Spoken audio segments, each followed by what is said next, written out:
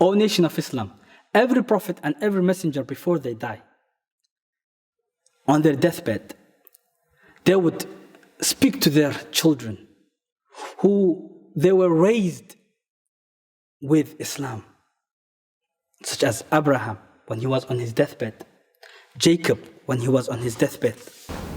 So when all these prophets and messengers were in their deathbed and they were speaking to their children, some of it were even prophets, some of it were even messengers. So Abraham, when he was speaking to Ishmael, and he was speaking to Isaac, which is another prophet. And yet he was telling them, he wasn't asking them anything to do with the land that he owned. He never told them anything to do with how many cattle and how many sheep and goats he had and what he should do with it. He never spoke about his women and how each of them would get in terms of the wealth that he had. He never spoke about his matters that to do with the dunya to their children. He never spoke those things to them. Rather, what he spoke about it was La ilaha illallah. So Abraham instructed his sons to do the same, and so did Jacob. Both of them, they did the same thing.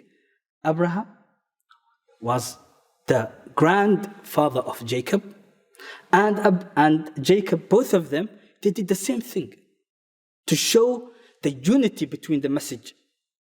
Islam is one. So what did both of them did? They instructed their son, "O my son, indeed Allah has chosen for you this religion, Islam. So do not die except in a state of Islam, in a state of submission. Your wills has to be in accordance to the will of Allah subhanahu wa ta'ala. Or were you witness when death approached Jacob, when he said to his sons, what will you worship after me?" So this is the thing that they've asked about. What will you worship after me? They said, we will worship your God and the God of your fathers, Abraham and Ishmael and Isaac. One God, not two, not three. One God we will worship. And we are in submission to Him. So this is what the prophets have called their people to.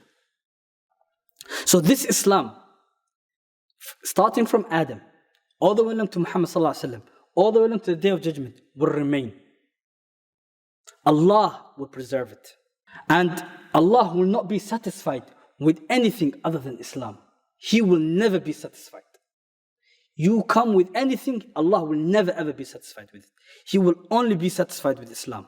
Allah subhanahu wa ta'ala, He said, so it is other than the religion of Allah they desire, while to Him He have submitted all those within the heavens and the earth,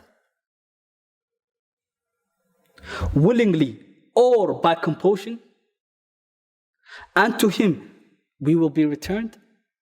Say, O Muhammad, say to them, say what? We have believed in Allah, in what was revealed to us, and to what was revealed to Abraham, Isaac, Jacob, Ishmael, and the descendant of Jacob, Asbat, and in what was given to Moses and Jesus and to prophets. We make no distinction between any of them. And we are Muslims submitting to Allah subhanahu wa ta'ala. And whoever desires other than Islam as his religion, Allah subhanahu wa ta'ala said what? Never will be accepted from him. And in the hereafter will be among the ones who are in the great loss. أحمده سبحانه وأشكره ومن مساوي عملي أستغفره وأستعينه على نيل الرضا وأستمد لطفه فيما قضى